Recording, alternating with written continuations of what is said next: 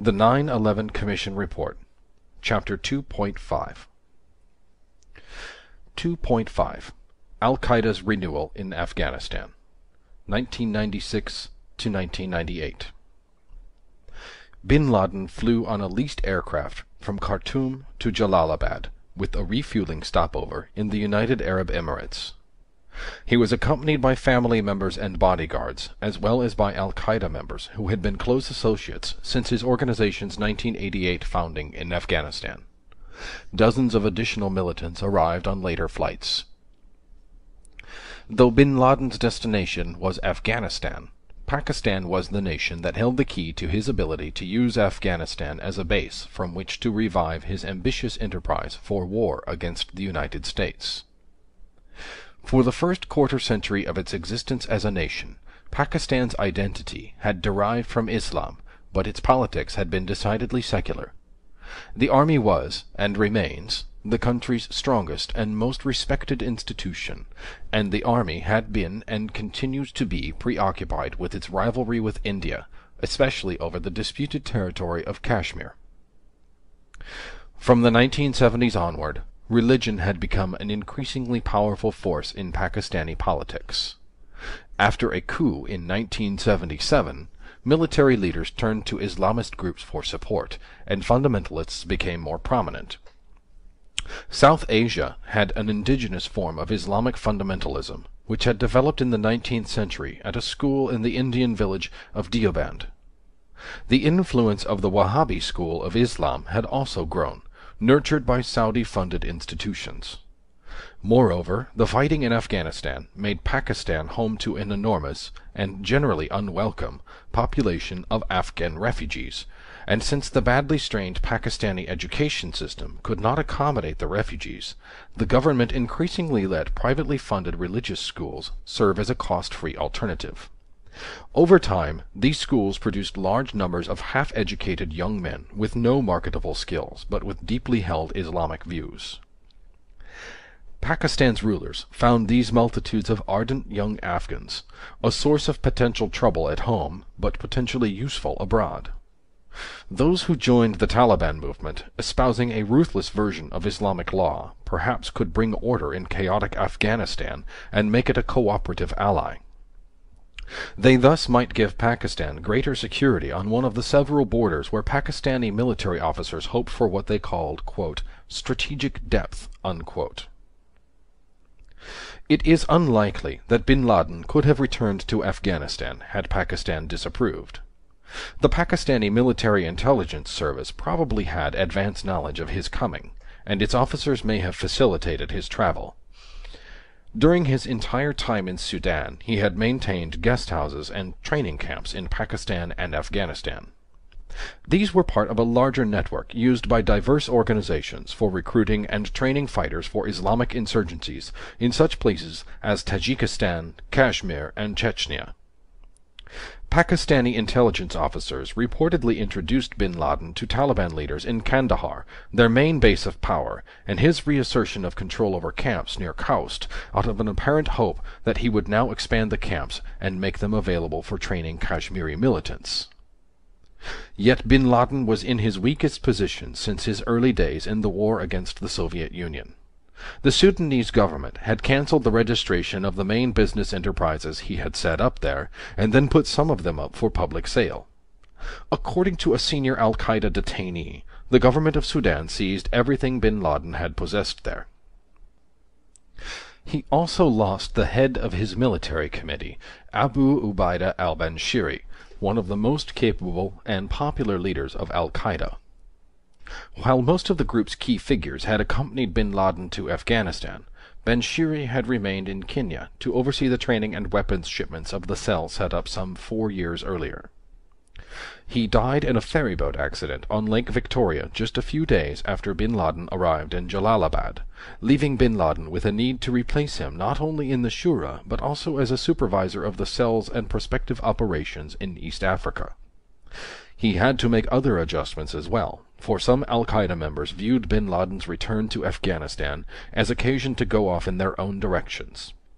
Some maintained collaborative relationships with Al-Qaeda, but many disengaged entirely. For a time, it may not have been clear to bin Laden that the Taliban would be his best bet as an ally. When he arrived in Afghanistan, they controlled much of the country, but key centers, including Kabul, were still held by rival warlords. Bin Laden went initially to Jalalabad, probably because it was in an area controlled by a provincial council of Islamic leaders who were not major contenders for national power. He found lodgings with Yunus Khalis, the head of one of the main Mujahideen factions. Bin Laden apparently kept his options open, maintaining contacts with Gulbuddin Hekmatyar, who, though an Islamic extremist, was also one of the Taliban's most militant opponents. But after September 1996, when first Jalalabad and then Kabul fell to the Taliban, bin Laden cemented his ties with them. That process did not always go smoothly. Bin Laden, no longer constrained by the Sudanese, clearly thought that he had new freedom to publish his appeals for jihad.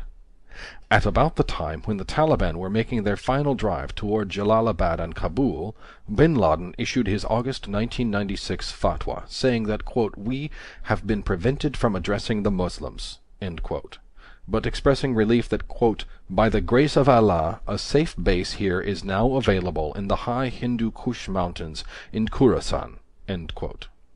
But the Taliban, like the Sudanese, would eventually hear warnings, including from the Saudi monarchy. Though bin Laden had promised Taliban leaders that he would be circumspect, he broke this promise almost immediately, giving an inflammatory interview to CNN in March 1997.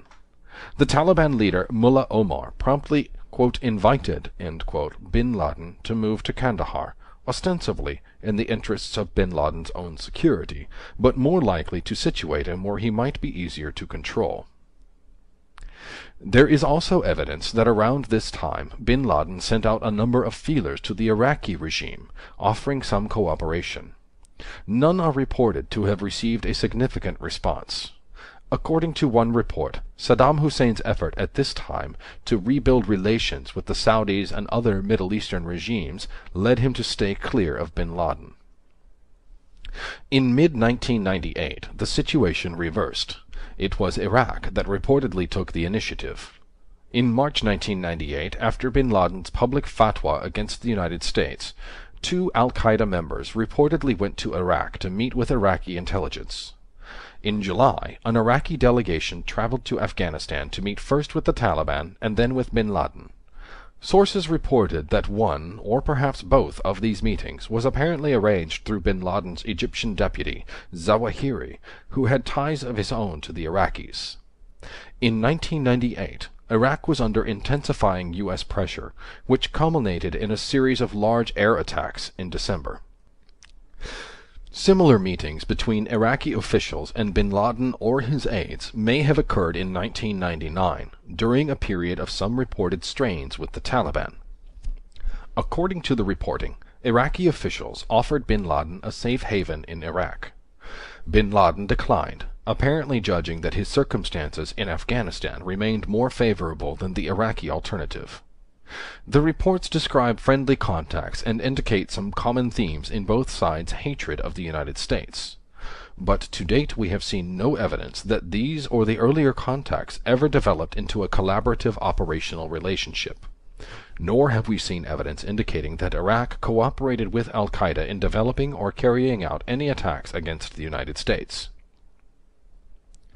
Bin Laden eventually enjoyed a strong financial position in Afghanistan, thanks to Saudi and other financiers associated with the Golden Chain. Through his relationship with Mullah Omar, and the monetary and other benefits that it brought the Taliban, bin Laden was able to circumvent restrictions. Mullah Omar would stand by him even when other Taliban leaders raised objections.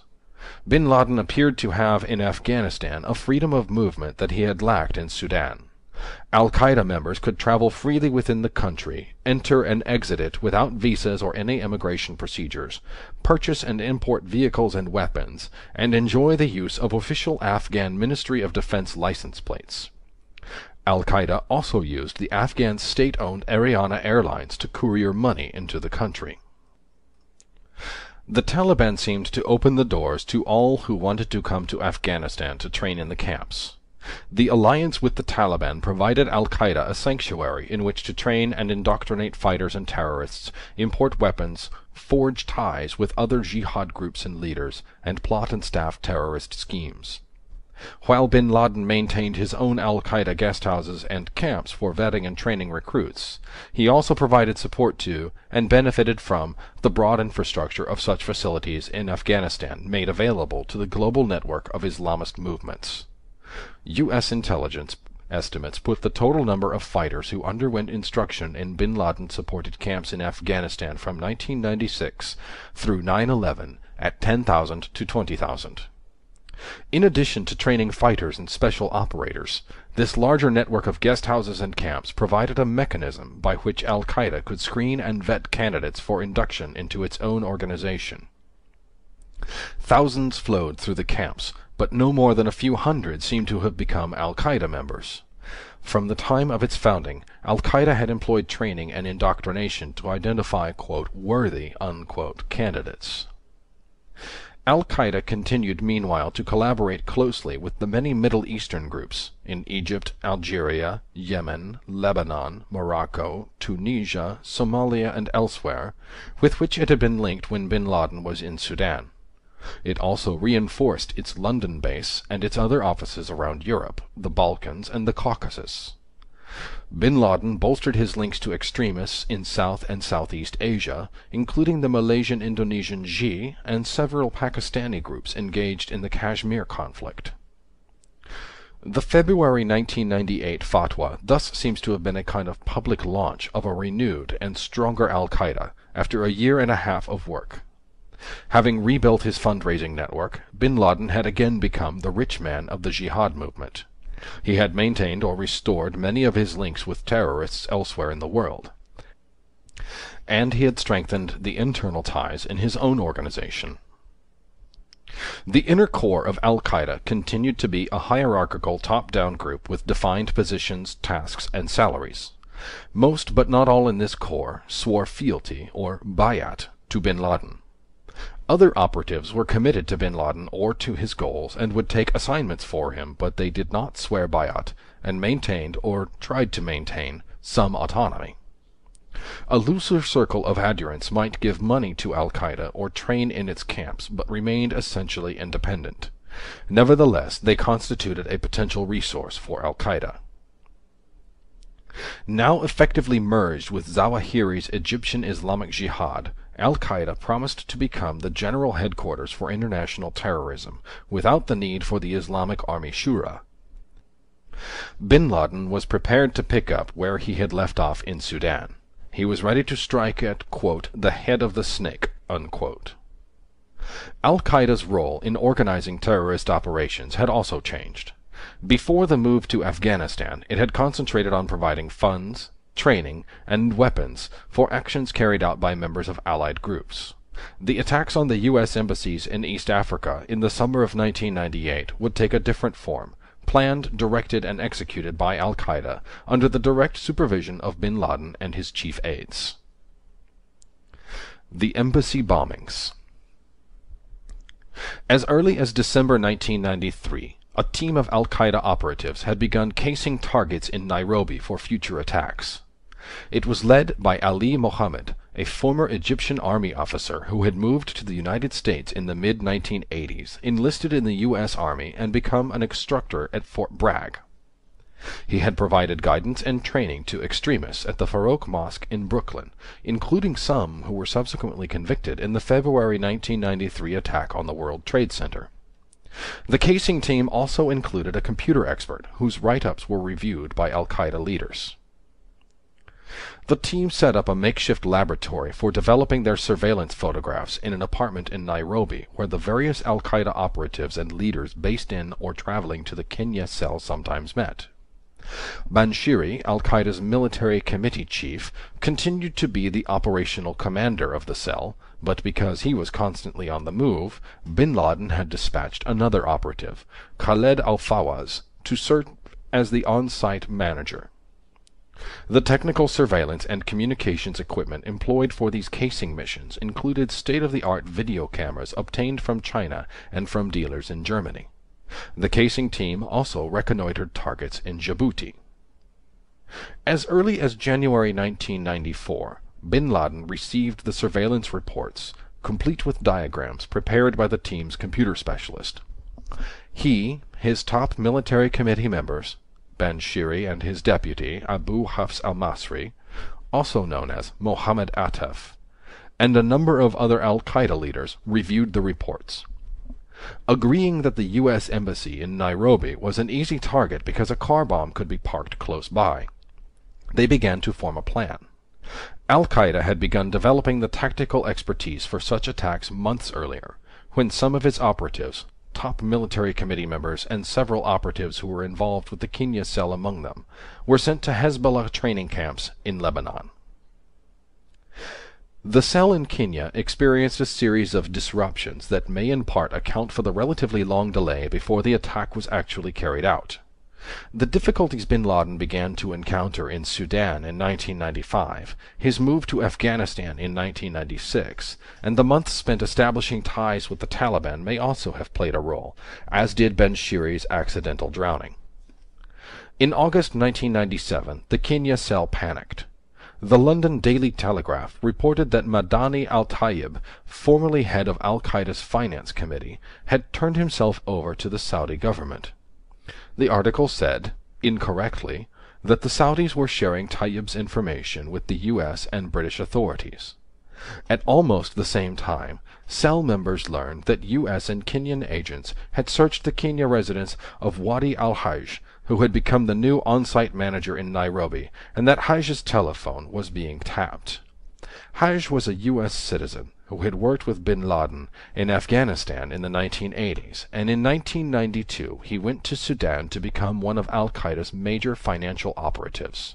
When Hajj returned to the United States to appear before a grand jury investigating bin Laden, the job of cell manager was taken over by Harun Fazul, a Kenyan citizen who had been in bin Laden's advance team to Sudan back in 1990. Harun faxed a report on the, quote, security situation, unquote, to several sites, warning that, quote, the crew members in East Africa is, in grave danger, end quote, in part because, quote, America knows that the followers of bin Laden carried out the operations to hit Americans in Somalia, end quote. The report provided instructions for avoiding further exposure. On February 23, 1998, bin Laden issued his public fatwa. The language had been in negotiation for some time as part of the merger underway between bin Laden's organization and Zawahiri's Egyptian Islamic Jihad. Less than a month after the publication of the fatwa, the teams that were to carry out the embassy attacks were being pulled together in Nairobi and Dar es Salaam. The timing and content of their instructions indicate that the decision to launch the attacks had been made by the time the fatwa was issued. The next 4 months were spent setting up the teams in Nairobi and Dar es Salaam. Members of the cells rented residences and purchased bomb-making materials and transport vehicles. At least one additional explosives expert was brought in to assist in putting the weapons together. In Nairobi, a hotel room was rented to put up some of the operatives. The suicide trucks were purchased shortly before the attack date. While this was taking place, bin Laden continued to push his public message. On May 7th, the deputy head of al-Qaeda's military committee, Mohammed Atef, faxed to bin Laden's London office a new fatwa issued by a group of sheikhs located in Afghanistan. A week later, it appeared in Al-Quds Al-Arabi, the same Arabic-language newspaper in London that had first published bin Laden's February fatwa, and it carried the same message: the duty of Muslims to carry out holy war against the enemies of Islam, and to expel the Americans from the Gulf region. 2 weeks after that, bin Laden gave a videotaped interview to ABC News with the same slogans, adding that, quote, we do not differentiate between those dressed in military uniforms and civilians. They are all targets in this fatwa, end quote. By August 1st, members of the cells not directly involved in the attacks had mostly departed from East Africa. The remaining operatives prepared and assembled the bombs, and acquired the delivery vehicles. On August 4th, They made one last casing run at the embassy in Nairobi. By the evening of August 6th, all but the delivery teams and one or two persons assigned to remove the evidence trail had left East Africa. Back in Afghanistan, bin Laden and the al-Qaeda leadership had left Kandahar for the countryside, expecting U.S. retaliation. Declarations taking credit for the attacks had already been faxed to the joint al-Qaeda Egyptian Islamic Jihad office in Baku, with instructions to stand by for orders to, quote, instantly, end quote, transmit them to Al-Quds al-Arabi. One proclaimed, quote, the formation of the Islamic Army for the liberation of the holy places, end quote, and two others, one for each embassy, announced that the attack had been carried out by a, quote, company, end quote, of a, quote, battalion, end quote, of this, quote, Islamic Army, end quote. On the morning of August 7th, the bomb-laden trucks drove into the embassies roughly 5 minutes apart, about 10:35 a.m. in Nairobi and 10:39 a.m. in Dar es Salaam. Shortly afterward, a phone call was placed from Baku to London. The previously prepared messages were then faxed to London. The attack on the U.S. Embassy in Nairobi destroyed the embassy and killed 12 Americans and 201 others, almost all Kenyans. About 5,000 people were injured. The attack on the U.S. Embassy in Dar es Salaam killed 11 more people, none of them Americans. Interviewed later about the deaths of the Africans, bin Laden answered that, quote, when it becomes apparent that it would be impossible to repel these Americans without assaulting them, even if this involved the killing of Muslims, this is permissible under Islam, end quote. Asked if he had indeed masterminded these bombings, bin Laden said that the World Islamic Front for Jihad against, quote, Jews and Crusaders, end quote, had issued a, quote, crystal clear, end quote, fatwa. If the instigation for jihad against the Jews and the Americans to liberate the holy places, quote, is considered a crime, end quote, he said, quote, let history be a witness that I am a criminal, end quote. The 9/11 Commission Report, Chapter 2.5 2.5 Al-Qaeda's Renewal in Afghanistan, 1996 to 1998. Bin Laden flew on a leased aircraft from Khartoum to Jalalabad, with a refueling stopover in the United Arab Emirates. He was accompanied by family members and bodyguards, as well as by al-Qaeda members who had been close associates since his organization's 1988 founding in Afghanistan. Dozens of additional militants arrived on later flights.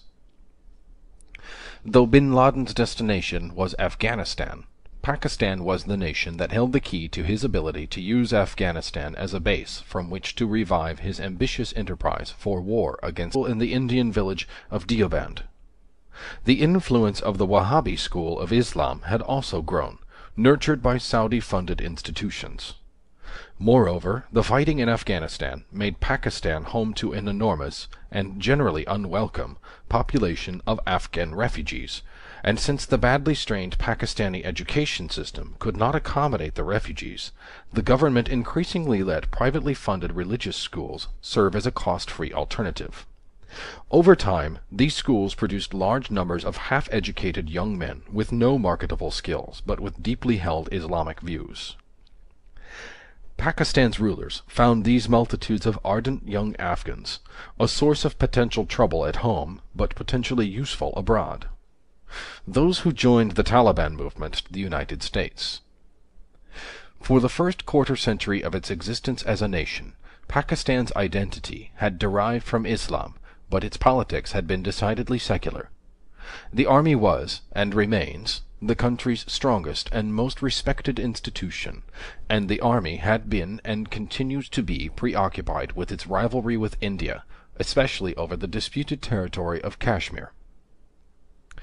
From the 1970s onward, religion had become an increasingly powerful force in Pakistani politics. After a coup in 1977, military leaders turned to Islamist groups for support, and fundamentalists became more prominent. South Asia had an indigenous form of Islamic fundamentalism, which had developed in the 19th century at a school espousing a ruthless version of Islamic law, perhaps could bring order in chaotic Afghanistan and make it a cooperative ally. They thus might give Pakistan greater security on one of the several borders where Pakistani military officers hoped for what they called, quote, strategic depth, unquote. It is unlikely that bin Laden could have returned to Afghanistan had Pakistan disapproved. The Pakistani Military Intelligence Service probably had advance knowledge of his coming, and its officers may have facilitated his travel. During his entire time in Sudan, he had maintained guest houses and training camps in Pakistan and Afghanistan. These were part of a larger network used by diverse organizations for recruiting and training fighters for Islamic insurgencies in such places as Tajikistan, Kashmir, and Chechnya.